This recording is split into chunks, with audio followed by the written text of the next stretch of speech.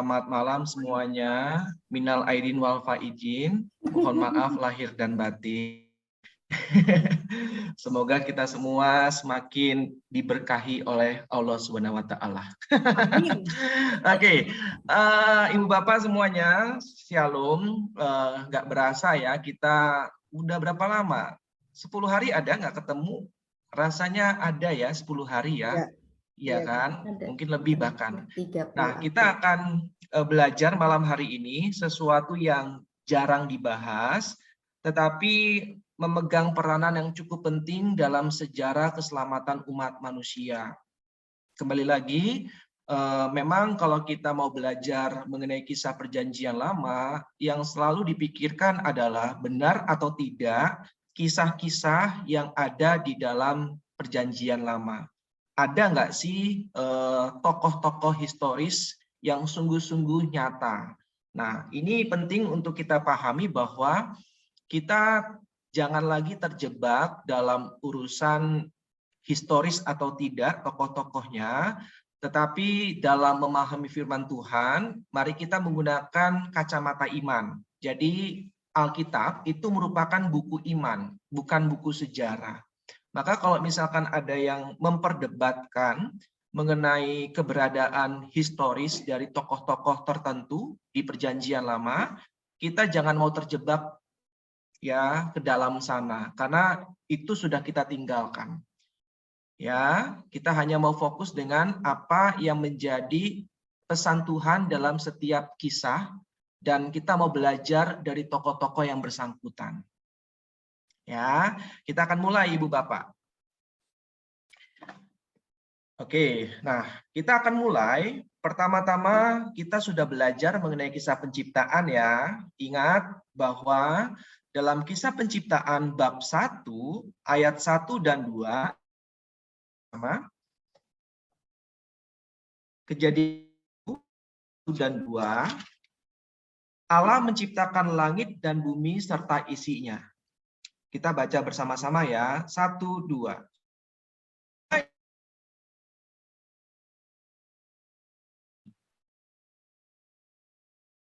Kosong. Gelap gulita menutupi samudra raya, dan roh Allah melayang-layang di atas permukaan air. Nah, Ibu Bapak, ini penting untuk kita pahami. Kita baca pelan-pelan ya. Pada mulanya Allah menciptakan apa? Langit dan bumi. Bumi belum berbentuk dan kosong. Gelap gulita menutupi samudra raya, dan roh Allah melayang-layang di atas permukaan air.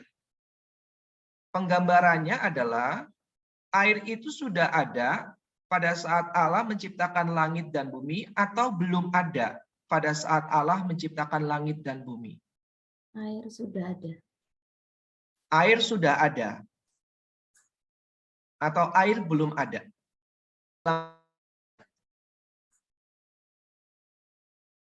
Bumi belum berbentuk dan kosong, gelap gulita menutupi samudra raya, dan roh Allah melayang-layang di atas permukaan air. Jadi Ibu Bapak, air sudah ada. Iya, jawabannya air sudah ada. Nah, ini adalah suatu pemahaman bahwa Allah hadir itu untuk membuat sesuatu yang tadinya belum berbentuk dan kosong menjadi berbentuk dan teratur. Maka kalau kita baca dari ayat ketiga sampai seterusnya, Allah selalu mengatakan berfirmanlah Allah. Nah, Ibu Bapak, penting untuk kita pahami bahwa saat itu dunia atau bumi itu semuanya diselimuti dengan air. Makanya dikatakan apa? Roh Allah melayang-layang di atas permukaan air. Nah, roh Allah itu memisahkan. Coba kita lihat ayat yang ke-6. Berfirmanlah Allah, jadilah cakrawala di tengah segala air. Nah, Ibu Bapak bisa menggambarkan ya bahwa ternyata dunia itu diselimuti dengan air, Lalu Allah berfirman untuk jadi cakrawala. Jadi gambarannya adalah air itu di tengah-tengahnya ada cakrawala. Jadi di bawahnya cakrawala itu ada air, di atas cakrawala itu ada air. Jelas ya Ibu Bapak ya? Maka gambarannya adalah kalau hujan itu berarti gimana? Yang sudah ikut KPKS? Jawabannya apa? Ini kisah penciptaan pengantar perjanjian lama. Ayo, ingat nggak? Jadi kalau misalkan gambaran kisah penciptaan, orang-orang saat itu menggambarkan kalau hujan itu berarti apa? Cakrawalanya ada yang bocor. Nah, ya itu gambaran orang-orang perjanjian lama ya. Jadi di atas cakrawala itu ada air. Lalu di bawah cakrawala itu ada air. Tetapi air yang di bawah itu dipisahkan oleh Allah. Maka kalau kita lihat ayat yang ke-7, maka Allah menjadikan cakrawala dan ia memisahkan air yang apa? Di bawah. Yang ada di bawah cakrawala itu dari air yang ada di atasnya. Jadi dipisahkan. Dan jadilah demikian. Lalu Allah menamai cakrawala itu apa? Langit. Langit.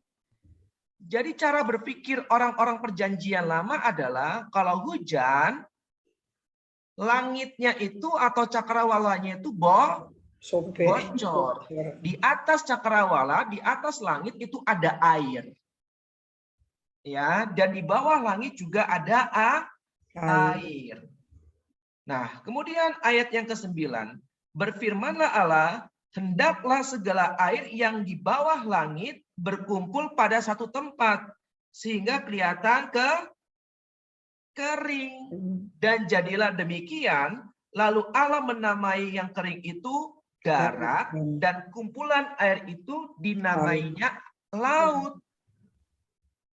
Jelas ya Ibu Bapak ya, konsep berpikir orang-orang perjanjian lama saat itu, bahwa pada mulanya itu ada air di atas permukaan. Ya, Allah kan menciptakan langit yang sebelumnya dikatakan cakrawala. Nah, cakrawala ini memisahkan permukaan air itu di atas dan di bawah cakrawala. Saya ada gambarnya, ya nanti kalau misalkan masih ada waktu saya akan tunjukkan. Kalau enggak bisa di Google ya. Jadi itu ada tuh, banyak kalau di Google. Nah, jadi gambarannya seperti itu ya Ibu Bapak ya. Lalu pada saat itu Allah berfirman untuk membuat suatu tempat agar air yang di bawah cakrawala ini semuanya terkumpul di situ. Maka disebut dengan laut untuk memisahkan dengan daratan. Nah, nanti ini kaitannya dengan air bah. Ya, bahwa kenapa air? Nah, kembali lagi pada kisah penciptaan. Karena dunia diselimuti dengan air. Maka kisah Nuh itu sebenarnya ingin menjelaskan kisah penciptaan kembali. Nah, maka dunia penuh dengan air. Nanti kalau kita baca Kejadian 9, coba kita baca Kejadian 9 ayat 1 dan 2. Satu orang volunteer tolong bacakan. Kejadian 9 ayat 1 dan 2. Lalu Allah memberkati Nuh dan anak-anaknya serta berfirman kepada mereka, beranak cuculah dan bertambah banyaklah serta penuhilah bumi. Akan takut dan akan gentar kepadamu segala binatang di bumi dan segala burung di udara, segala yang bergerak di muka bumi dan segala ikan di laut, ke dalam tanganmu lah semuanya itu diserahkan. Nah, terima kasih Kak Nina. Apa kaitannya coba?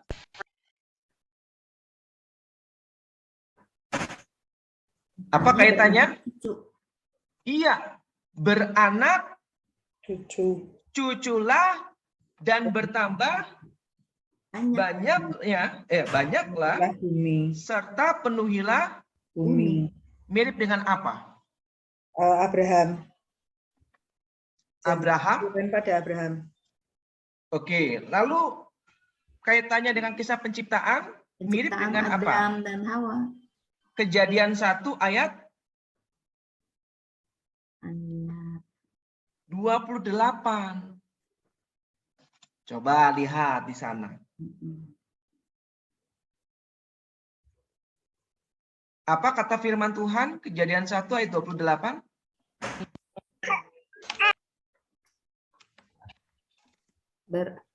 Allah memberkati mereka, lalu Allah berfirman kepada mereka, beranak cuculah dan bertambah banyak. Nah, sama nggak Nina? Sama. Sama dengan tadi ya, Kejadian 9 ayat 1, beranak cuculah dan bertambah banyaklah. Jadi ini gambaran, kalau kita baca kisah Nuh, itu ingin manusia itu benar-benar digambarkan seperti keadaan semula dalam kisah penciptaan. Kenapa? Nah, karena setelah manusia pertama jatuh dalam dosa, maka tema-tema yang diangkat adalah, ada tuh di layar, pemberontakan. Betul ya? Keretakan dalam relasi, pembunuhan. Siapa bunuh siapa?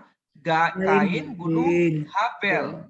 Ya. Dan keinginan untuk seperti Allah berulang kali muncul dalam kisah Menara Babel. Jadi ini adalah tema-tema dalam Kejadian bab 3 sampai dengan bab 11 setelah kisah penciptaan dan manusia jatuh dalam dosa. Maka Allah melihat semuanya itu tidak baik. Padahal sebelumnya Allah menciptakan semuanya itu sangat baik. Maka Allah menghukum manusia dengan mengirimkan air bah. Nah, lagi-lagi saya ingatkan, kenapa air? Karena di awal dalam kisah penciptaan, ya, air itu sudah ada. Ini adalah keadaan awal dunia.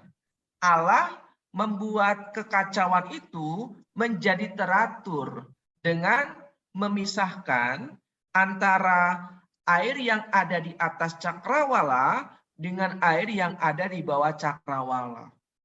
Nah, ini gambaran bahwa kisah Nuh ini ingin menggambarkan kehidupan manusia seperti dalam kisah penciptaan. Pesannya pun sama, beranak dan bertambah banyaklah. Semoga cukup jelas ya Ibu Bapak ya. Oke. Kemudian yang berikutnya, kita lihat Kejadian bab 4. Di mana saat itu Kain dan Habel memberikan persembahan kepada Allah, tetapi ternyata persembahan Kain tidak berkenan bagi Allah. Yang berkenan bagi Allah persembahannya siapa? Habel. Nah, Ibu Bapak, saya akan bacakan untuk Anda. Ayat yang ke-1 sampai dengan ke-16. Kain dan Habel. Kemudian manusia itu bersetubuh dengan Hawa istrinya. Dan mengandunglah perempuan itu lalu melahirkan Kain. Maka kata perempuan itu, aku telah mendapat seorang anak laki-laki dengan pertolongan Tuhan. Nah, ini arti kata Kain. Kain tulisannya Q-A-Y-I-N. Ya, mendapatkan seorang anak laki-laki dengan pertolongan Tuhan. Selanjutnya dilahirkannya lah Habel, adik Kain.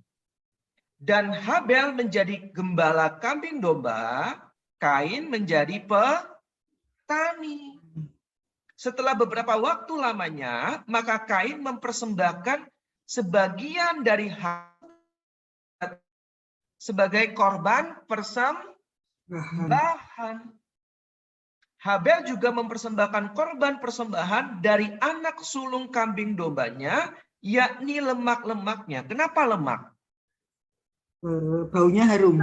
Ya, lemak itu kalau dibakar paling harum dibanding dengan bagian-bagian yang lainnya. Maka di sini kita bisa melihat bahwa Habel memberikan yang terbaik, yaitu lemak-lemaknya. Makanya kalau siapapun yang suka makan bakso itu selalu minta ngaku, ya, tetelannya lemak gitu kan, itu enak banget, ya kan? Nah itu yang diberikan atau dipersembahkan oleh Habel kepada Allah. Maka Tuhan mengindahkan Habel. Nah ini penting. Dan korban persembahannya itu. Tetapi Kain dan korban persembahannya tidak diindahkannya. Lalu hati Kain menjadi sangat panas dan mukanya muram. Firman Tuhan kepada Kain, mengapa hatimu panas dan mukamu muram? Apakah mukamu tidak akan berseri jika engkau berbuat baik? Nah, coba lihat, apakah kita mukanya sudah berseri? Kalau belum, berarti kita belum berbuat baik. Kira-kira seperti itu, ya. Kemudian, tetapi jika engkau tidak berbuat baik, dosa sudah mengintip di depan pintu. Jadi Ibu Bapak, ini suatu gaya bahasa personifikasi. Ya. Seperti apa kemarin contohnya personifikasi? Apa? Daun melambai-lambai. Nah, itu berarti gaya bahasa personifikasi. Maka yang barusan kita dengar itu merupakan gaya bahasa personifikasi. Dosa sudah mengintip di depan pintu. Ia sangat menggoda engkau. Nah, lihat nih. Ia sangat menggoda. Kalau tidak menggoda, namanya bukan dosa, tapi pencobaan, ya kan? Maka orang itu lebih suka menghindari pencobaan daripada menghindari dosa. Kemudian yang berikutnya, tetapi engkau harus berkuasa atasnya. Kata Kain kepada Habel, adiknya, marilah kita pergi ke padang. Ketika mereka ada di padang, tiba-tiba Kain memukul Habel adiknya itu, lalu membunuh dia. Lihat Ibu Bapak, dosanya Kain itu awalnya apa sih? Sebelum membunuh adiknya Habel? Iri hati. Iri hati. Sama seperti dalam kisah Injil, yang iri hati dengan adiknya? Yusuf dan kakaknya. Marta dan Maria. Bukan. Yusuf. Dalam Injil yang sangat terkenal. Yusuf dan Injil. Injil. Marta dan Maria. Marta dan Maria. Bukan. Marta dan Maria itu, Marta tidak iri hati. Anak yang hilang. Iya, anak yang hilang. Betul. Anak sulung iri terhadap Adiknya. Kenapa? Karena adiknya Sudah menghabiskan harta bapaknya. sudah menghabiskan harta, pulang dibuatkan pesta. Sama kan? Yang diterima persembahannya Habel. Sedangkan persembahan Kain tidak diterima. Maka karena iri hati dan marah, akhirnya dibunuhlah Habel. Makanya kenapa iri hati dan amarah itu masuk dalam kelompok 7 dosa pokok. Kenapa disebut dosa pokok? Karena dapat mendatangkan dosa-dosa yang lainnya. Maka hati-hatilah dengan iri hati dan amarah. Karena kalau sudah iri hati, maka bawaannya cemburu. Ya kan? Sehingga nanti di mana-mana menjatuhkan orang lain yang ia iri. Nah, inilah dosa pokok. Karena dosa ini menyebabkan dosa-dosa yang lainnya. Iri hati itu siapa panglimanya? Leviatan ya. Namanya bagus ya, Leviatan. Ya kan? Tetapi ia merupakan panglima atau jenderal iblis dari iri hati. Nah, kalau amarah siapa? Amarah Satan ya. Ya, Satan yaitu amarah. Kalau kesombongan Lucifer. Ya. Kemudian yang berikutnya. Kalau kita baca di ayat yang ke-9, firman Tuhan kepada Kain, "Di mana Habel adikmu itu?" Jawabnya, "Aku tidak tahu. Apakah aku penjaga adikku?" Jadi digambarkan seakan-akan Allah itu tidak tahu bahwa Kain telah membunuh Habel. Sama seperti Kejadian bab 3, Ibu Bapak. Coba kita lihat Kejadian bab 3 ayat yang ke-9. Tetapi Tuhan Allah memanggil manusia itu dan berfirman kepadanya, "Di manakah engkau?" Nah, pura-pura tidak tahu. Nah, ya. Atau memang digambarkan tidak tahu. Jelas Ibu Bapak ya. Ingat gaya bahasa apa? Antropomorfisme. Ya, antropos itu manusia. Jadi Allah digambarkan seperti manusia. Lalu ada lagi tuh Kejadian 3 ayat yang ke-13. Silakan.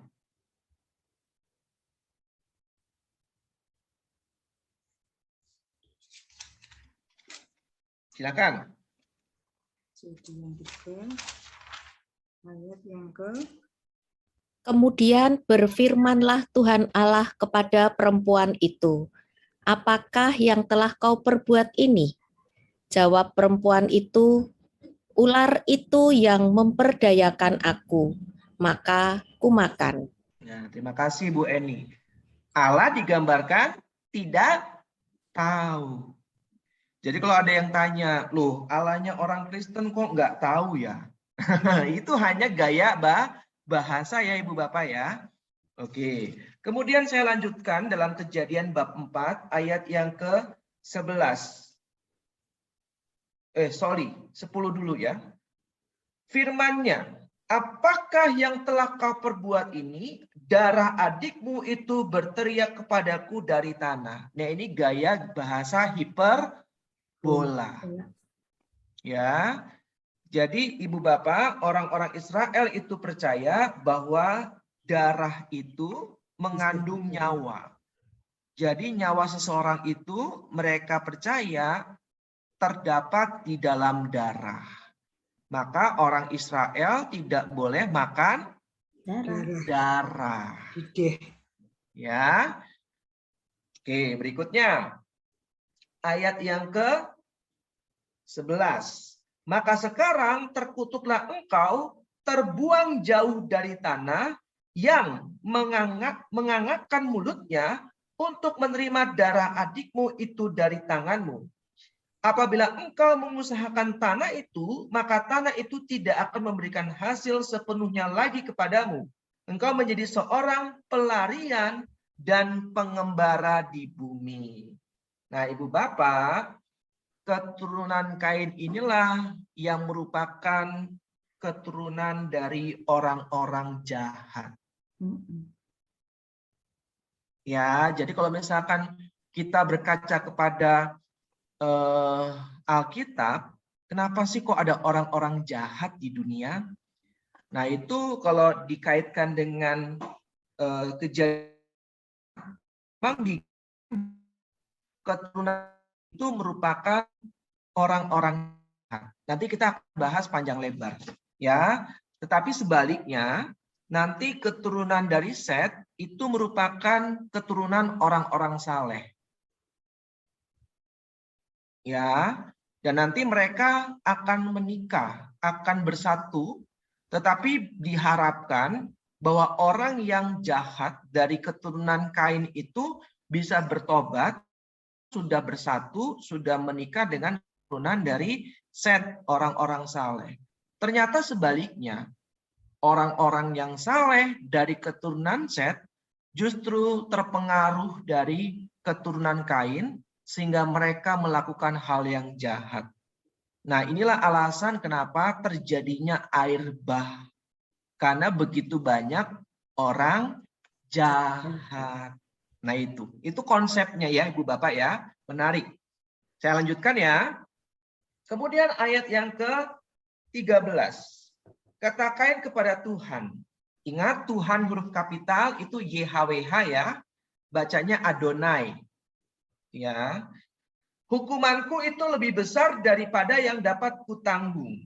Engkau menghalau aku sekarang dari tanah ini dan aku akan tersembunyi dari hadapanmu, seorang pelarian dan pengembara di bumi. Maka barang siapa yang akan bertemu dengan aku, tentulah akan membunuh aku. Nah, Allah tetap mengasihi Kain.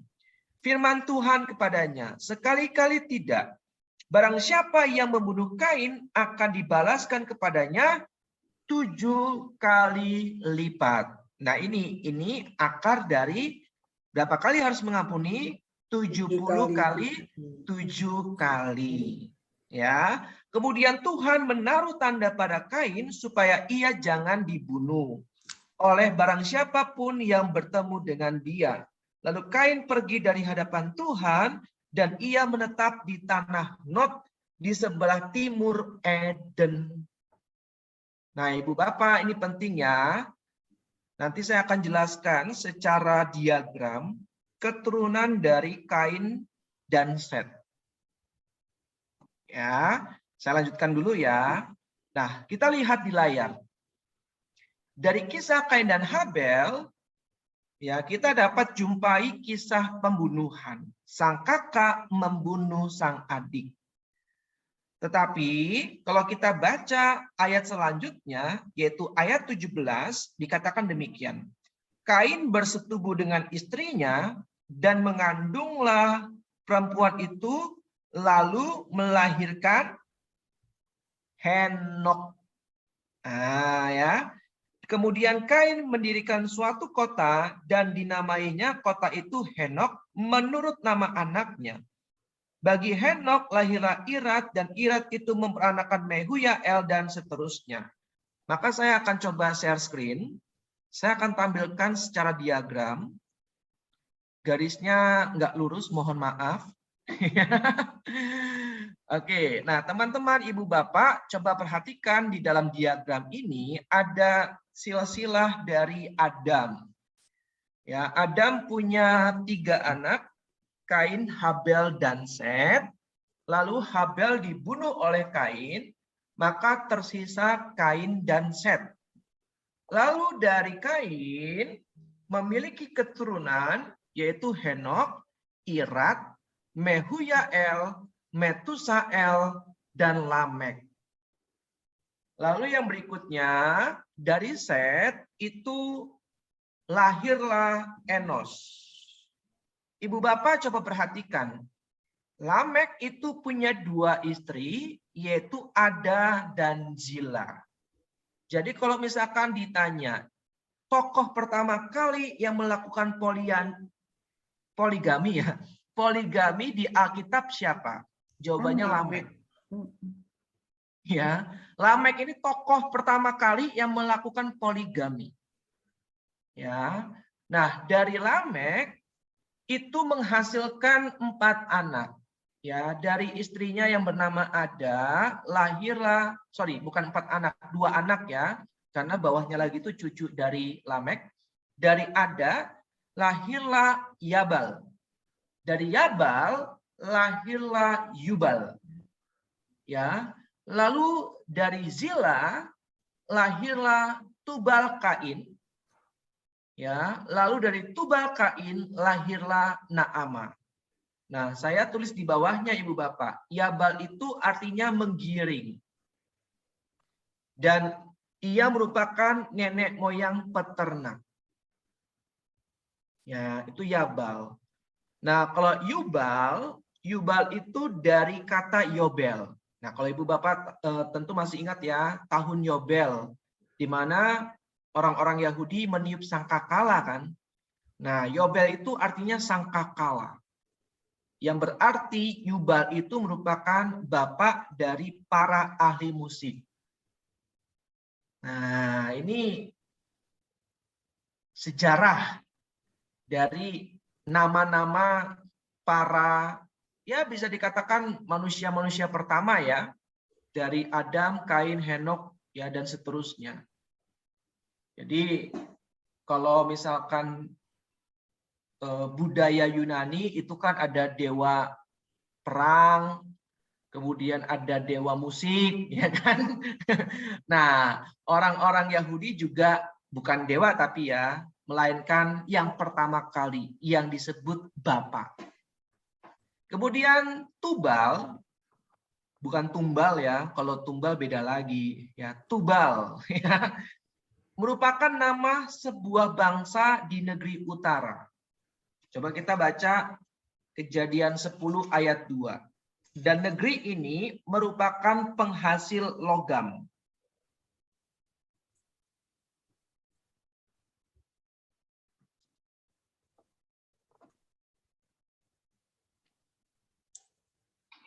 Pak Fides hilang. Hilang. Oh, enggak, kok hilang suaranya. Oke. Lanjut ya. Kemudian yang berikutnya, Naamah. Naamah itu artinya si jelita. Ini menurut arti yang sebenarnya itu yang dikasihi. Jadi si jelita yang dikasihi.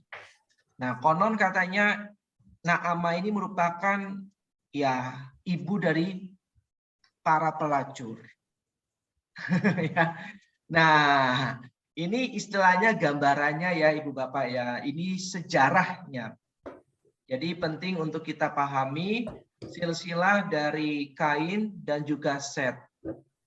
Ya, Kain itu ibaratnya menghasilkan ya, karena dari segala keturunannya itu berbuat jahat ya, kecuali Henok ya. Henok digambarkan orang yang taat, orang yang saleh. Ya, tetapi selebihnya itu tidak baik. Terutama kita lihat Lamek.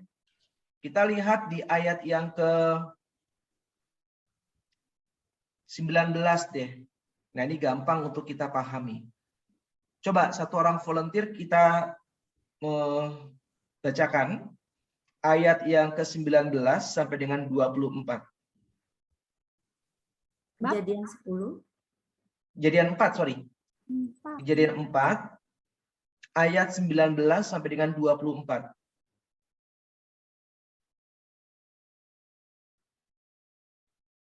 Silakan. Lamek mengambil istri 2 orang, yang satu namanya Ada, yang lain Zila. Ada itu melahirkan Yabal, dialah yang menjadi bapa orang yang diam dalam kemah dan memelihara ternak. Nah itu ya. Oke, silakan lanjut Bu Ana. Nama adiknya ialah Yubal.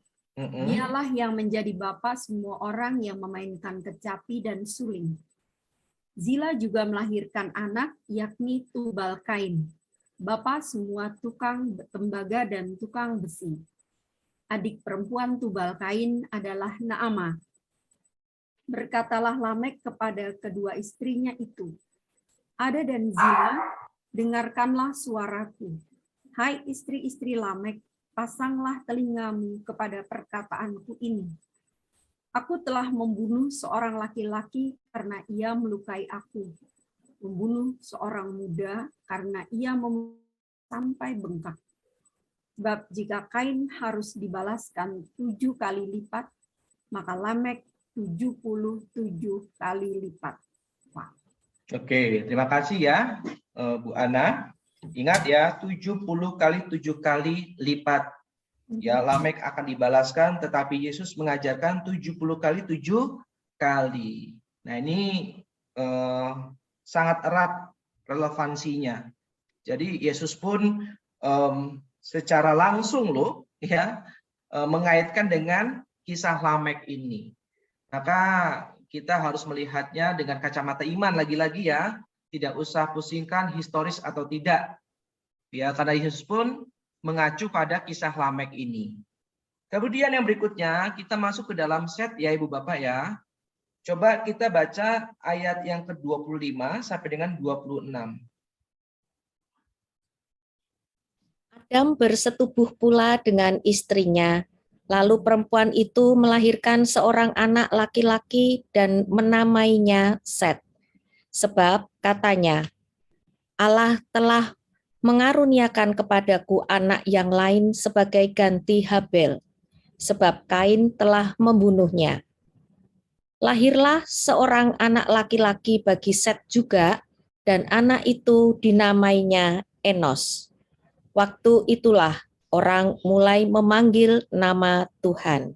Nah, terima kasih Bu Eni. Jelas ya Bu Bapak ya. Waktu kapan nama Yahweh dipanggil Tuhan itu? Huruf kapital?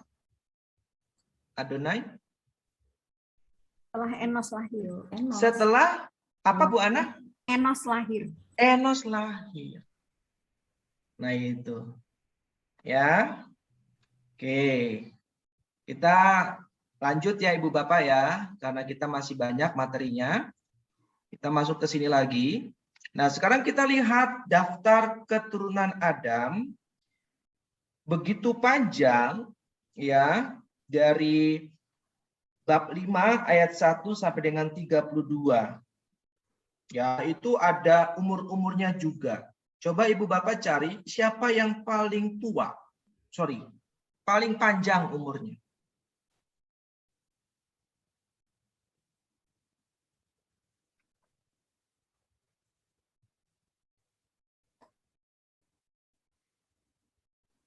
Siapa? Yang 900 itu. Siapa tuh, Kanina? Adam mencapai umur 930 tahun.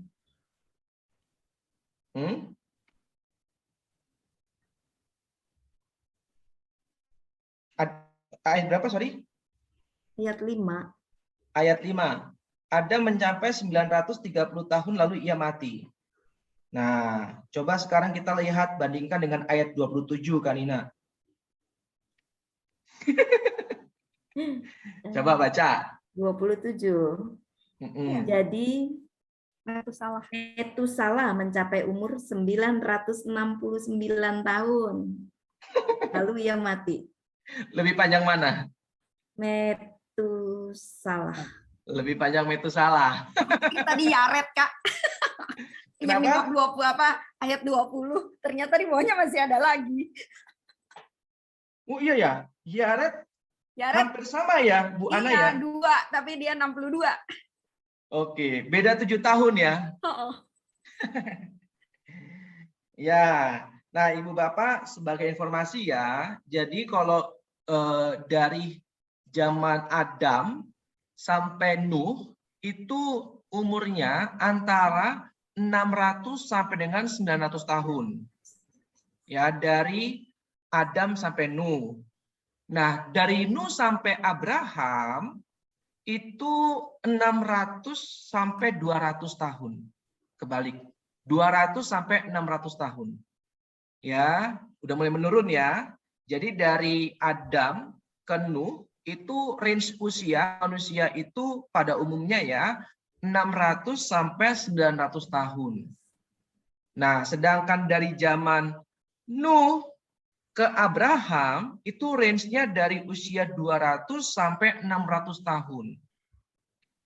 Sedangkan dari Abraham sampai keturunannya Bapak bangsa Israel itu 100 sampai dengan 200 tahun.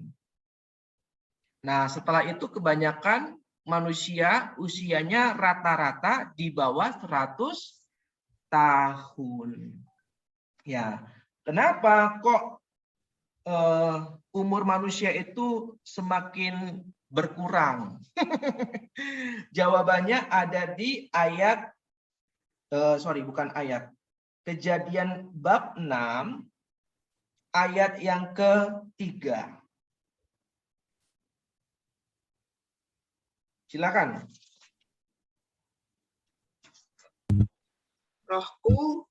Berfirmanlah Tuhan, rohku tidak akan selama-lamanya tinggal di dalam manusia, karena manusia itu adalah daging, tetapi umurnya akan 120 tahun saja. Oke, kesimpulannya apa? Batas umur Tuhan nggak mau berlama-lama tinggal di dalam manusia. Ya, betul. Kenapa, Kak Nina? Rohku tidak akan selama-lamanya tinggal. Ayo, kenapa, Ibu Bapak? Ada Karena yang bisa mengambil manusia kesimpulan? suka berbuat dosa ya, karena Ya, daging. betul sekali, Kak Nina. Karena manusia suka berbuat jahat. Ya, perbuatan daging. Maka dikatakan rohku tidak akan selama-lamanya tinggal di dalam manusia, karena manusia itu adalah daging. Maksudnya itu manusia sering berbuat jahat. Maka orang-orang Yahudi itu percaya salah satu ciri orang diberkati oleh Allah adalah berumur panjang. Maka Yesus itu bagi mereka nggak mungkin diberkati Tuhan. Karena matinya di usia muda. Masih kategori OMK. Betul nggak? OMK kan 18 sampai dengan 35 tahun kan? Yesus wafat 33 tahun. Masih OMK. Dulu mungkin OMY ya, orang muda Yahudi. Ya kan? Jadi Yesus itu sulit dipercaya kalau diberkati Tuhan oleh orang-orang Yahudi ya. Karena konsep mereka kalau orang diberkati Tuhan itu berumur panjang. Nah itu, ini dasarnya Ibu Bapak. Ya, maka karena manusia berbuat dosa, seringkali berbuat jahat, maka roh Tuhan tidak akan lama-lama tinggal di sana.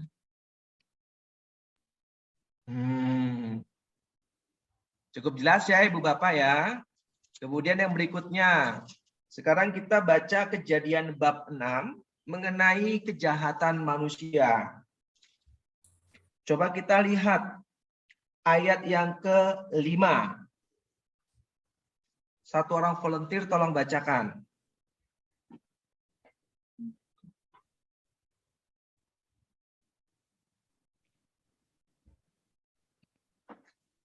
Ketika dilihat Tuhan bahwa kejahatan manusia besar di bumi dan bahwa segala kecenderungan hatinya selalu membuahkan kejahatan semata-mata. Oke, terima kasih Kak Yunita. Ketika dilihat Tuhan bahwa kejahatan apa? Manusia. Lihat. Kejahatan manusia besar di bumi dan bahwa segala kecenderungan hatinya dan bahwa selalu membuahkan kejahatan semata-mata, maka menyesalah Tuhan. Jadi karena manusia itu kecenderungan hatinya melakukan kejahatan dan kejahatannya itu besar, maka Allah menyesal. Ingat, ini gaya bahasa antropomorfisme. Allah menyesal, ya, seperti manusia, ya, bahwa Ia telah menjadikan manusia di bumi dan hal itu memilukan hatinya. Jadi kalau ditanya, loh kok Allah bisa menyesal? Allah kan Maha Tahu. Ini hanya gaya bahasa. Berfirmanlah Tuhan, ayat yang ke-7 tuh. Aku akan menghapuskan manusia yang telah kuciptakan itu dari muka bumi, baik manusia maupun hewan, dan binatang-binatang melata dan burung-burung di udara. Sebab aku menyesal bahwa aku telah menjadikan mereka Tetapi Nuh mendapat kasih karunia di mata Tuhan. Jadi apa Ibu Bapak alasan ada air bah? Karena dosa manusia yang banyak. Karena dosa manusia yang banyak. Nah, ya. Maka kalau kita kaitkan dengan COVID, nah, coba kita refleksikan sejenak. Pandemi COVID ini kan benar-benar melumpuhkan sebagian besar umat manusia.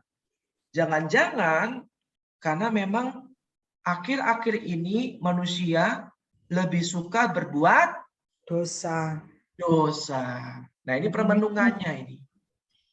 Ya, sekarang kita lihat mundur ke belakang ayat keempat. Jadi bacanya kebalik nih. Ayat keempat. Silakan satu orang volunteer. Pada waktu itu, orang-orang raksasa ada di bumi, dan juga pada waktu sesudahnya. Ketika anak-anak Allah menghampiri anak-anak perempuan manusia, dan perempuan-perempuan itu anak bagi mereka. Inilah orang-orang yang gagah perkasa di zaman purbakala, orang-orang yang kenamaan. Oke, terima kasih Bu Vivi. Pertanyaannya sekarang, siapakah anak-anak Allah yang dimaksud? Siapakah anak-anak perempuan yang dimaksud? Tadi di awal saya udah berikan clue-nya.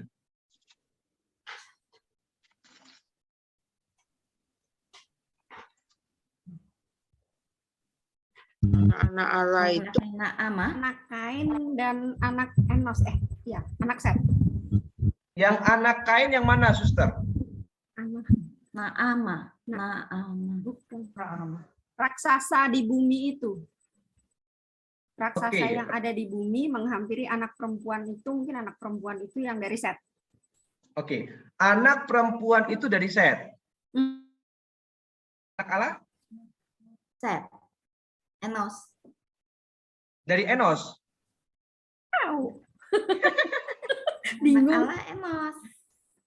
Jadi tadi kan saya bilang ya, kalau keturunan Kain itu digambarkan Baliknya melahirkan kali ya? orang-orang Jahat. jahat. Anak-anak Allah itu mungkin anak Set berarti Kak ya? Iya, Yang betul, Bu anak Ana. perempuan itu yang dari anak-anak Kain. Iya, betul. Keturunan Kain. Tadi kan saya bilangkan di awal, walaupun nanti mereka bersatu, tetapi tetap justru Jahat. yang terpengaruh bukan keturunan Set, ya, keturunan Kain yang jahat berubah menjadi baik, tetapi justru sebaliknya, yang terpengaruh adalah keturunan dari Kain. Set. yang saleh, yang baik jadi jahat. Itu loh Ibu Bapak. Jadi anak-anak Beralihkan Allah sama itu Kak. adalah Beralihkan pada yang awal itu orang-orang raksasa ada di bumi dan sebagainya itu kan iya. kesannya Nah, seperti ini. anak-anak Anak-anak Kain. Allah itu kan keturunan dari Set. Ingat ya Ibu Bapak ya. Keturunan itu disebut anak-anak perempuan manusia. Ya.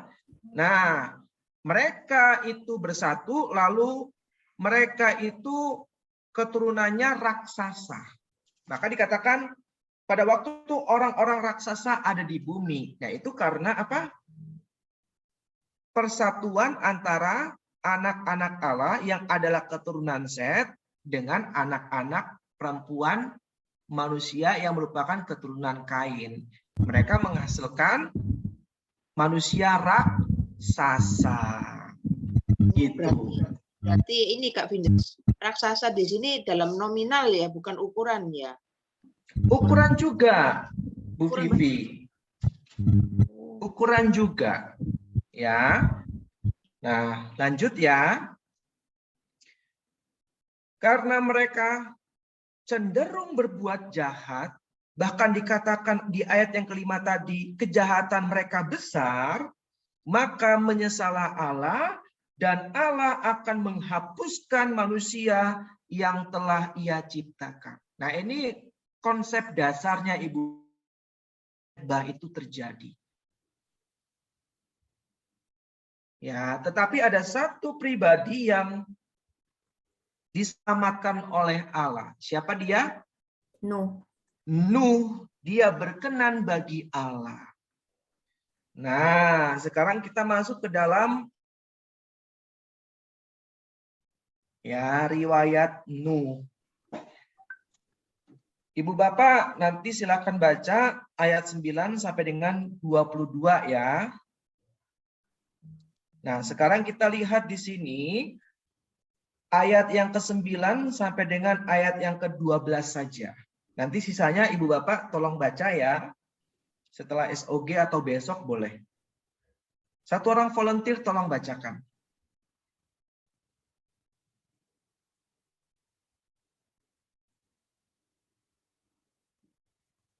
Inilah riwayat Nuh. Nuh adalah seorang yang benar dan tidak bercela di antara orang-orang sesamanya.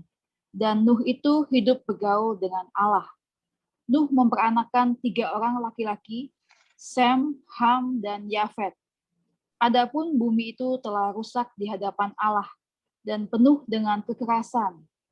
Allah menilik bumi itu dan sungguhlah rusak benar, sebab semua manusia menjalankan hidup yang rusak di bumi.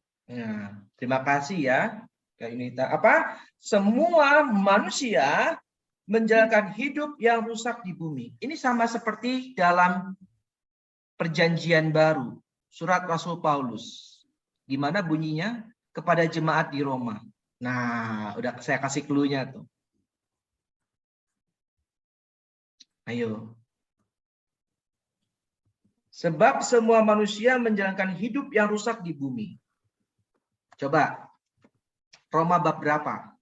Yang isinya sama, seperti yang barusan kita baca.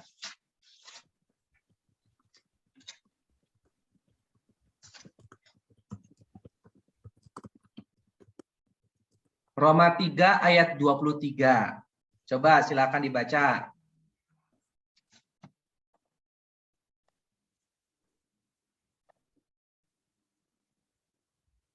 Karena semua orang telah berbuat dosa dan telah kehilangan kemuliaan Allah. Ya, sama nggak? Sama. Sama ya. Jadi Rasul Paulus juga mengacu kepada ayat ini. Jelas ya Ibu Bapak ya? Karena semua manusia menjalankan hidup yang rusak di bumi. Nah, ini gaya bahasa hiperbola. Ya, karena tidak semua kalau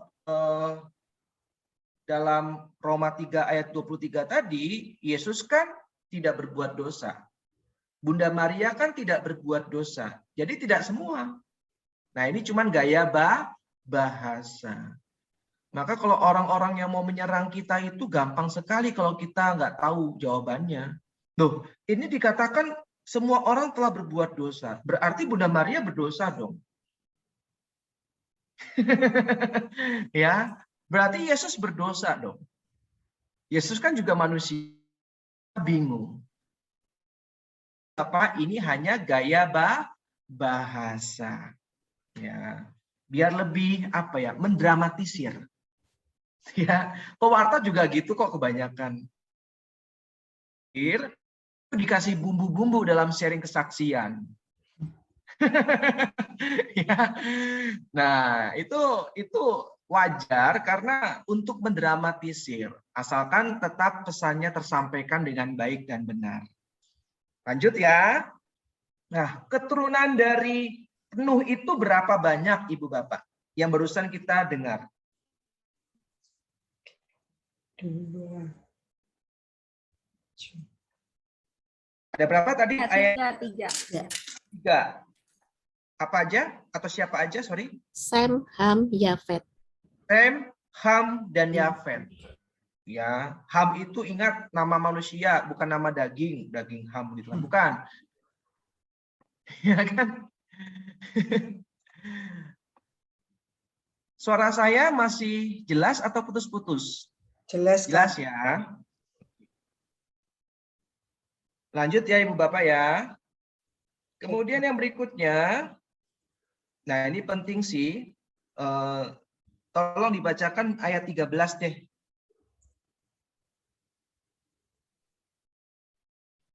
Ini penting. Silakan. Berfirmanlah Allah kepada Nuh, Aku telah memutuskan untuk mengakhiri hidup segala makhluk, sebab bumi telah penuh dengan kekerasan oleh mereka. Jadi aku akan memusnahkan mereka bersama-sama dengan. Nah, terima kasih Bu Ana.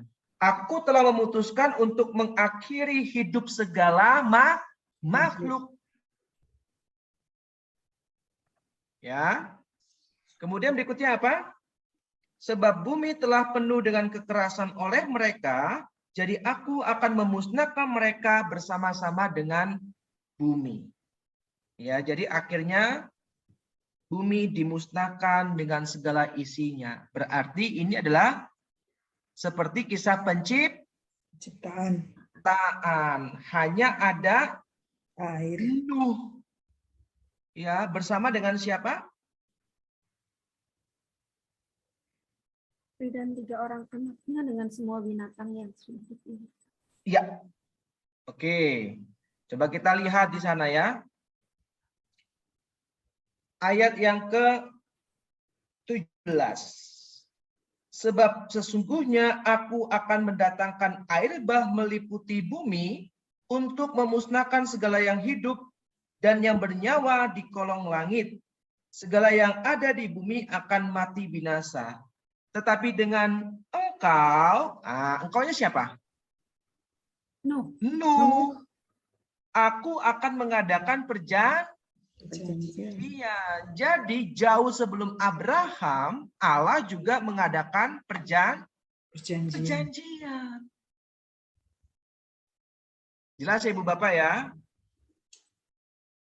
Dan engkau akan masuk ke dalam batra itu, engkau bersama-sama dengan anak-anakmu dan istrimu dan istri anak-anakmu. Dan dari segala yang hidup, dari segala makhluk, dari semuanya, haruslah engkau bawa satu pasang ke dalam batra itu, supaya terpelihara hidupnya bersama-sama dengan engkau, jantan dan betina harus kau bawa. Jadi Allah masih memikirkan Anak cucu lah ya. Ini penting Ibu Bapak ya. Maka ingat ya, salah satu pertemuan saya pernah jelaskan kenapa manusia itu dikatakan serupa dengan Allah. Masih ingat? Dari bahasa Ibrani serupa itu apa? Demut ya. Masih ingat nggak? Kan kalau segambar itu selem. Ya, selem itu artinya segambar. Saya tulis di kolom chat ya. Ini artinya segambar. Jadi kalau misalkan kita dikatakan segambar dengan Allah, itu dari kata selem. Artinya diberikan kuasa. Nah, sedangkan kalau demut itu serupa. Maka kalau misalkan kita dikatakan serupa dengan Allah, artinya kita diberikan daya kreativitas. Dan salah satu daya kreativitas manusia yaitu beranak cucu. Gitu ya. Oke, lanjut ya. Lalu kemudian di sana kita menemukan kisah mengenai pembunuhan lagi. Jadi tadi ingat ya, kisah dalam Kejadian 4 ya mengenai Kain dan Habel itu pembunuhan. Lalu kisah mengenai Lamek Kejadian 4 ayat 23 dan 24 itu juga tentang pembunuhan. Lalu Kejadian bab 6 itu merupakan pemberontakan, ya, kejahatan manusia. Ya. Kemudian yang berikutnya Kejadian 7 sampai dengan 9 ini juga berkaitan dengan pembunuh. Yang saya bilang bahwa setelah manusia jatuh dalam dosa untuk pertama kalinya, maka dunia itu penuh dengan kejahatan, yaitu penuh dengan pembunuhan. Maka Allah melihat bahwa semuanya ini sudah tidak baik. Jelas Ibu Bapak ya? Nah, kemudian yang selanjutnya, kalau kita lihat di layar, setelah kejadian air bah, lalu kita melihat ada kejadian Menara Babel. Nah, dalam kisah Menara Babel ini ada poin-poin yang mau disampaikan. Yang pertama adalah pemberontakan. Yang kedua adalah relasi. Dan yang terakhir adalah keinginan untuk menjadi seperti Allah. Sama seperti apa? Adam dan Hawa. Adam dan Hawa. Nah, lagi-lagi manusia jatuh dalam kesombongan. Ingin menjadi seperti Allah. Kejadian bab 11. Nah, lalu setelah kisah Menara Babel, barulah diceritakan mengenai panggilan Abraham. Maka kejadian 12 sampai dengan kejadian 50 itu sudah berbicara mengenai para bapa bangsa Israel. Siapa ya? Nah, kalau jelas sekarang kita lihat bab yang ke-9. Bab yang ke-9 mengenai perjanjian Allah dengan Nuh. Tadi sudah dibacakan oleh Kak Nina ayat 1 dan 2. Sekarang coba tolong bacakan ayat yang ketiga. Segala yang bergerak, yang hidup akan menjadi makananmu. Aku telah memberikan semuanya itu kepadamu, seperti juga tumbuh-tumbuhan hijau. Oke, terima kasih Kak Nina. Pertanyaannya, yang bergerak, yang hidup itu apa? Tumbuhan. Ikan, Binatang. makanan. Binatang. Lalu setelah itu di kalimat berikutnya Allah bilang apa? Aku telah memberikan semuanya itu kepadamu seperti juga tumbuh-tumbuhan hijau. Inilah untuk pertama kali manusia makan daging. Karena sebelumnya manusia vegetarian. Nah, jadi kita boleh makan daging setelah peristiwa air bah. Kalau tidak ada peristiwa air bah, maka kita semua menjadi vegetarian. Ya. Coba kita lihat kejadian bab 1 ayat yang ke mana nih? 26. Bukan. 29, sorry. Kejadian 1 ayat 29. Silakan. Berfirmanlah Allah, lihatlah, aku memberikan kepadamu segala tumbuh-tumbuhan yang berbiji di seluruh bumi dan segala pohon-pohonan yang buahnya berbiji. Itulah akan menjadi makananmu. Nah, terima kasih Bu Eni. Jelas ya Ibu Bapak ya? Jadi manusia pertama itu vegetarian. Ya. Tetapi setelah air bah, manusia boleh makan daging. Ya, ingat kejadian itu berjasa buat kita makan Daging. Makan ham. makan lapcong. Makan bakut. Ya, jelas ya Ibu Bapak ya. Lalu saya akan bergeser ke slide berikutnya. Nah, sekarang kita berbicara mengenai Kain dan Habel. Ya, kita balik lagi ke Kain dan Habel ya Ibu Bapak ya. Poin yang kedua. Kecenderungan alamiah manusia untuk membandingkan dirinya dengan orang lain. Nah, ini yang dapat kita pelajari dari kisah Kain dan Habel. Suka membandingkan diri kita dengan orang lain, kesuksesan kita dengan orang lain, prestasi kita dengan orang lain. Maka kita mau belajar bahwa kita tidak sepantasnya membandingkan diri kita dengan orang lain. Ya, karena nanti akan menimbulkan iri hati. Itu pesan yang mau disampaikan. Jadi jangan lagi ngomong Kain dan Habel itu historis atau tidak, Kak Vindes. Nah, tapi kita mau mencari pesan apa yang oleh Tuhan melalui Kain membandingkan mereka, dan Kain bertanya, kok persembahanku tidak diterima, tetapi persembahan adikku Habel diterima. Nah ini ya, suka membanding-bandingkan. Lalu yang berikutnya, tidak dikatakan bahwa korban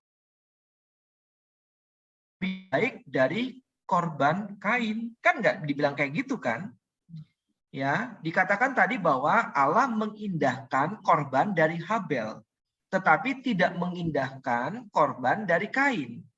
Tidak mengatakan bahwa korban dari Habel itu lebih baik daripada korban dari Kain. Enggak bilang seperti itu tadi. Ya. Maka refleksi dari penulis kitab Ibrani mengatakan karena iman Habel telah mempersembahkan kepada Allah korban yang lebih baik daripada korban Kain. Jadi Ibrani 11 ayat 4 menyimpulkan demikian, ya, bahwa korban dari Habel lebih baik daripada korban Kain. Lagi-lagi ini refleksi, hasil dari refleksi penulis kitab Ibrani. Sah-sah saja. Ya. Kemudian kita tahu tadi sudah dijelaskan, Kain iri hati kepada adiknya, kemudian membunuhnya.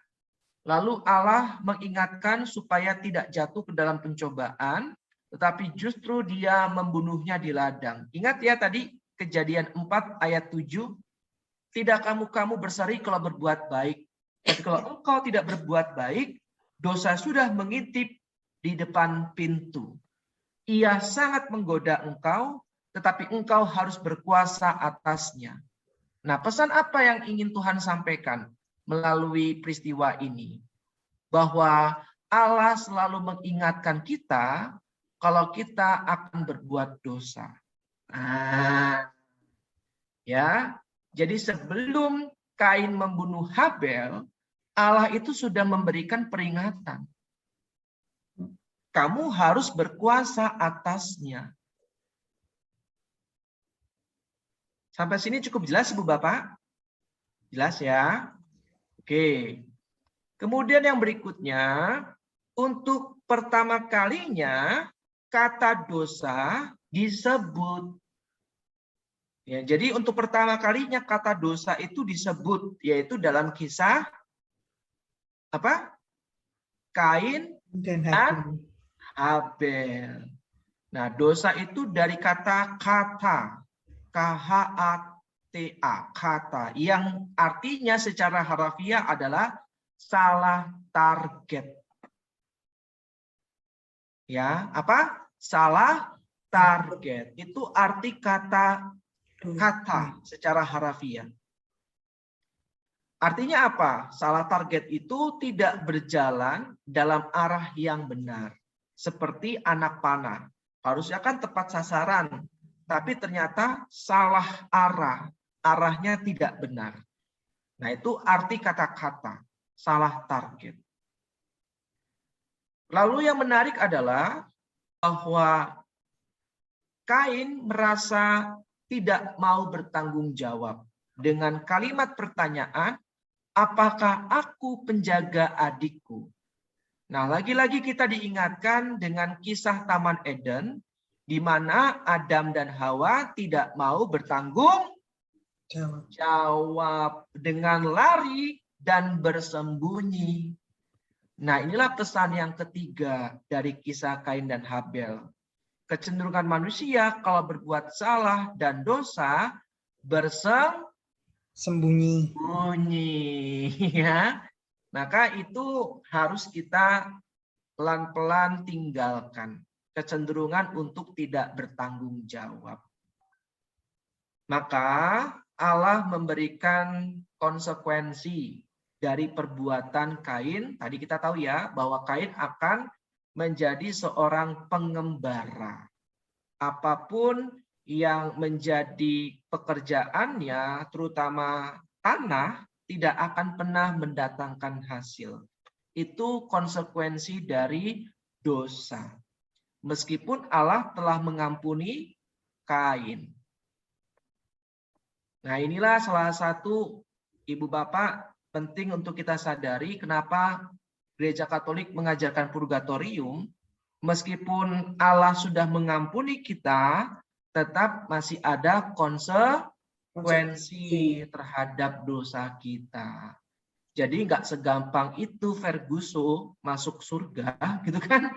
bahwa iya, yang penting aku percaya, aku mohon ampun, dan aku percaya Yesus mengampuni aku pasti masuk ke surga. Nggak segampang itu.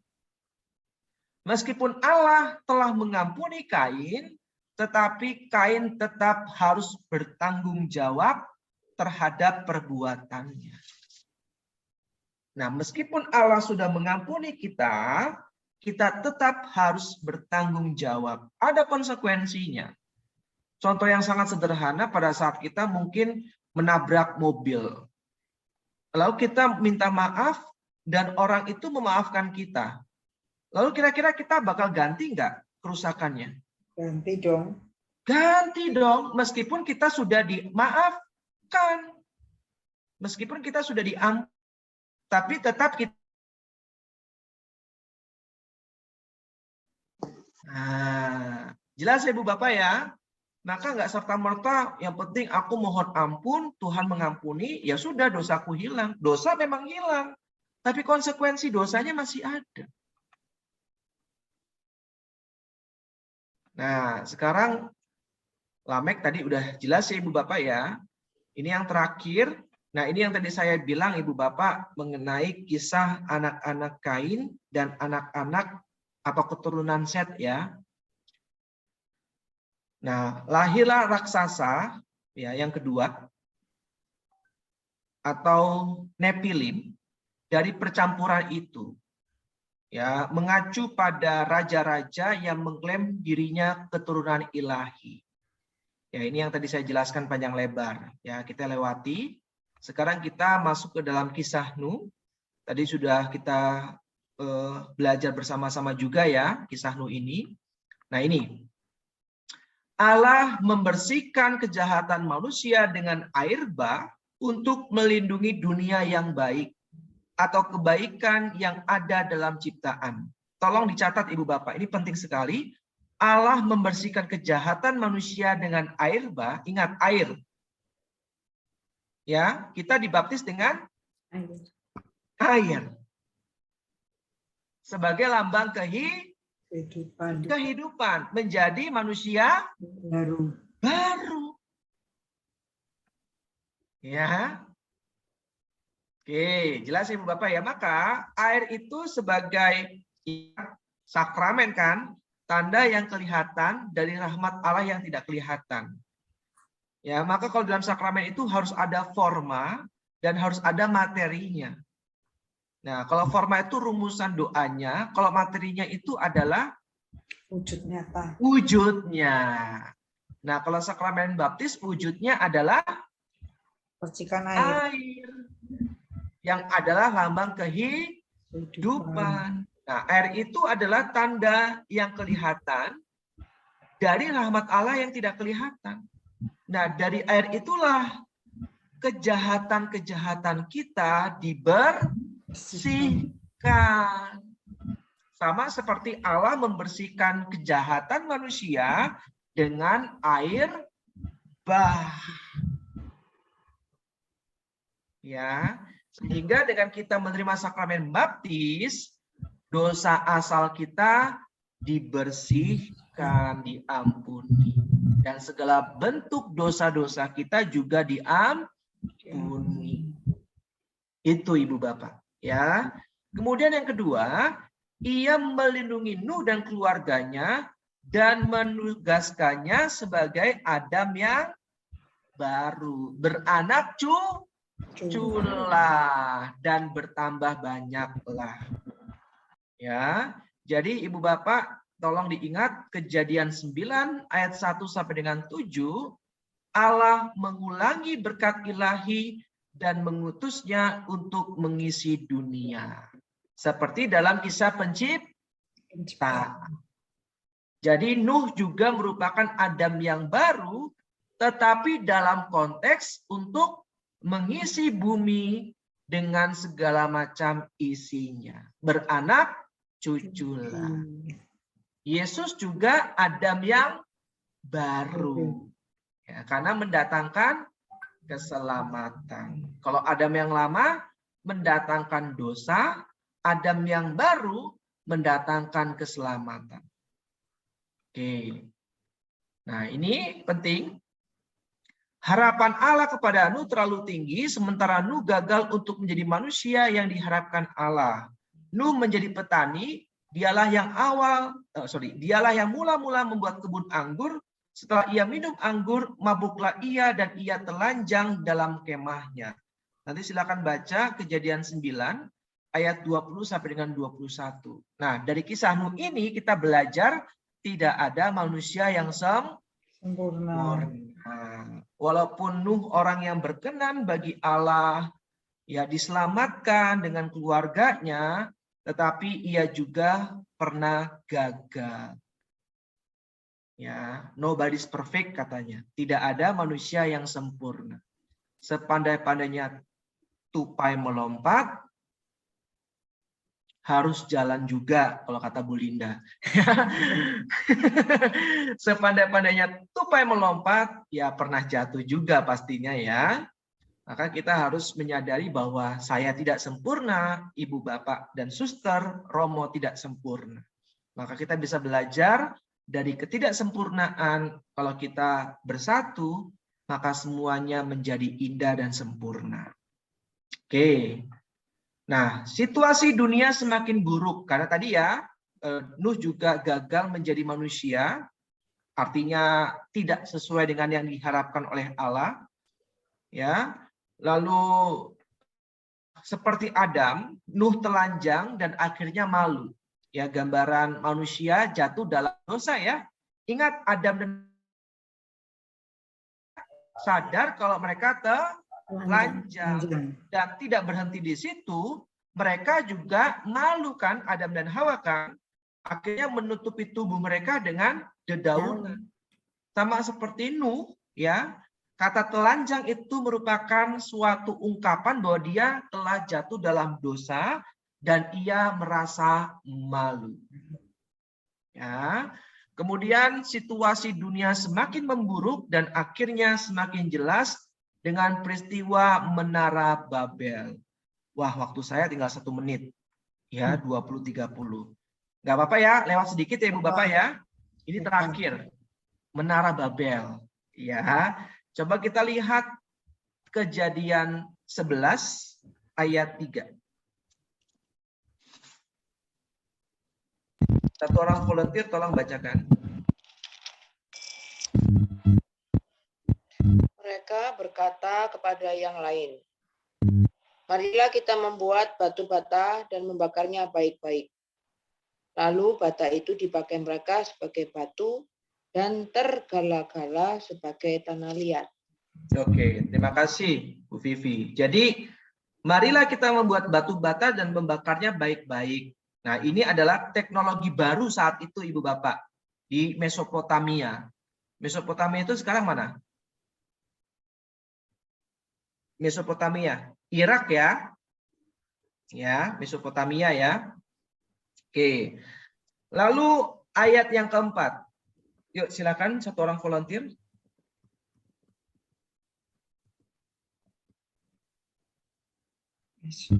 Juga kata mereka, marilah kita dirikan bagi kita sebuah kota dan sebuah menara yang puncaknya sampai ke langit.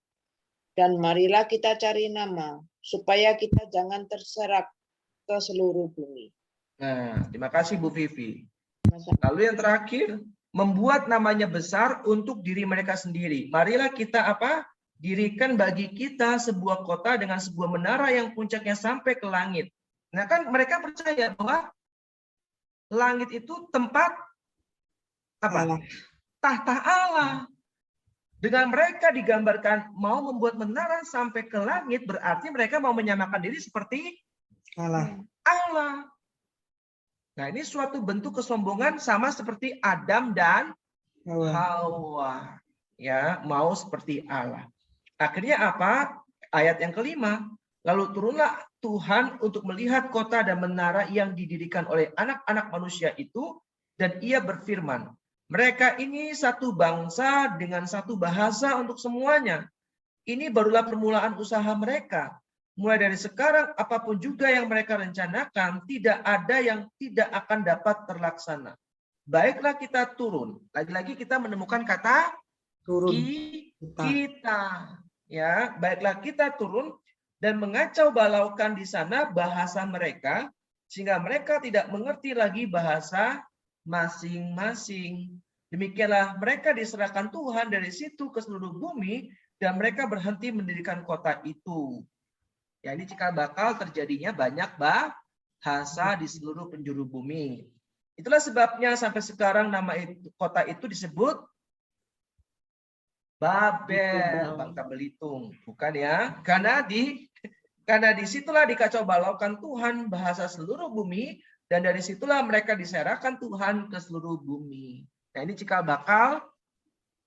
menara Babel. Iya, Babel ya. Sekarang di daerah Irak, ya Babel itu. Maka ini kisah ini di daerah Mesopotamia sekarang yang adalah Irak. Makanya setelah itu kita lihat di sana Abraham dipanggil oleh Allah. Abraham berasal dari Ur Kasdim. Sekarang Irak juga. Maka pada saat Paus Fransiskus mengunjungi Irak, di sana itu banyak sekali nilai-nilai sejarah. Gitu. Ya. Maka pesan apa yang kita bisa petik dalam kisah Menara Babel, bahwa apapun usaha manusia, kalau Allah tidak berkenan, maka semuanya akan sia-sia. Kalau bahasa yang barusan kita dengar, kacau balau. Makanya kalau kita punya rencana, tanya dulu ke Tuhan, benar nggak ini Tuhan berkenan? Karena kalau Tuhan nggak berkenan, nanti bakal kacau balau. Ya, nah ini terakhir. Menara Babel menampilkan kembali tragedi Taman Eden. Eden itu artinya kenikmatan ya Ibu Bapak ya. Membangun menara sampai menyentuh langit. Jadi langit itu batas ilahi. Artinya apa? Artinya manusia ingin menyamai dan menjadi seperti Allah. Sama seperti makan buah dari pohon pengetahuan akan yang baik dan yang jahat. Maka manusia menyentuh batasan-batasan dosa. Boleh atau tidak boleh? Nah, ini pertanyaan yang sebenarnya pertanyaan yang hampir menyentuh batasan. Ya, sebenarnya kan lebih baik jangan tanya boleh atau tidak boleh, tetapi baik atau tidak baik. Ya. Kalau misalkan kita ke gereja menggunakan sendal jepit, boleh atau tidak boleh? Boleh, tapi tidak sopan. Nah, berarti tidak baik. Nah, pertanyaannya bukan boleh atau tidak boleh lagi, tapi baik atau tidak baik. Nah, baik secara moral, nah berkali-kali saya jelaskan ya Ibu Bapak ya, baik secara moral kita pegang ajaran Santo Thomas Aquinas. Ada 3 nilai, objeknya, tujuannya, dan keadaannya. Ya, jadi orang itu baik. Nah, harus dinilai dari 3 nilai ini, objek, tujuan, dan keadaan. Oke. Lalu baiklah kita turun, tadi kita sudah bahas ya. Lalu Allah menghancurkan kesombongan mereka dan menyerahkan mereka, ya, diserahkan ke seluruh bumi, sama seperti mengusir Adam dan Hawa dari Taman Eden. Jadi Eden itu adalah kenikmatan artinya. Jadi Allah itu sebenarnya mau Adam dan Hawa mengalami kenikmatan bersamanya. Nah, tapi Adam dan Hawa lebih memilih dosa, sehingga diusir dari Taman Eden. Sama seperti manusia yang mendirikan Menara Babel. Mereka diserakkan, sama seperti Adam dan Hawa diusir dari Taman Eden. Yaitu gambarannya Ibu Bapak ya. Jadi ini pesan teologis dari kisah Kejadian 1 sampai dengan 11. Ya, silakan catat kalau merasa butuh. Allah terus memberikan kesempatan pada manusia untuk melakukan yang baik dalam kehidupannya di dunia. Tetapi manusia terus saja menghancurkannya dengan pemberontakan, kesombongan, kekerasan, dan pembunuhan. Ya, maka kalau ada yang bilang Allah Perjanjian Lama, Allah yang jahat, suruh baca Kejadian 1 sampai dengan 11.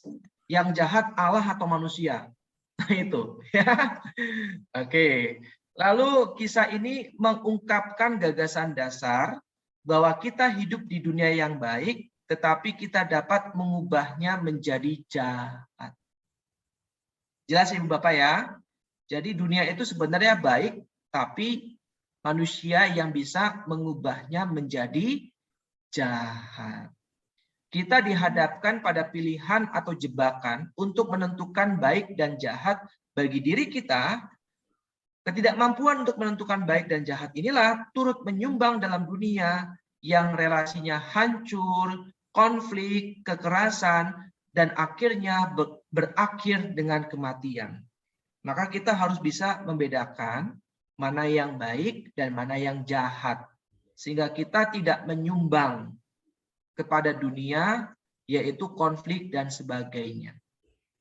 Ya, kalau kita tahu itu tidak baik, ya kita sebaiknya tidak ikut-ikutan. Ya, demo ya yang sebenarnya kita tahu itu banyak muatan politisnya. Nah, kita tahu wah ini nggak baik nih, ya jangan ikut-ikutan. Ke gereja pakai sendal jepit, wah ini nggak baik nih, ya jangan ikut-ikutan. Ya kan? Oke, itu maksudnya. Dan terakhir, disinilah relasi dengan Allah diperlukan supaya orang memperoleh arahan yang tepat untuk menentukan mana yang baik dan mana yang jahat. Jadi ini pesan teologis Kejadian 1 sampai dengan 11 Ibu Bapak. Ya, ini pesan-pesannya. Ya, bahwa kalau misalkan dikatakan Kejadian 1 sampai dengan 11 syarat dengan mitos, tetapi kembali lagi ya, saya ingatkan, jangan terjebak dalam mitos atau tidak mitos, melainkan pesan apa yang mau disampaikan oleh Allah melalui Kejadian 1 sampai dengan 11. Nah, sedikitnya ada pesan, 4 pesan ini, sedikitnya. Nanti kalau Ibu Bapak, Suster menemukan pesan yang lain, silahkan dibagikan kepada kita semua. Oke, mohon maaf saya ambil waktu 10 menit. Terima kasih Ibu Bapak, teman-teman suster. Kalau ada pertanyaan monggo ya.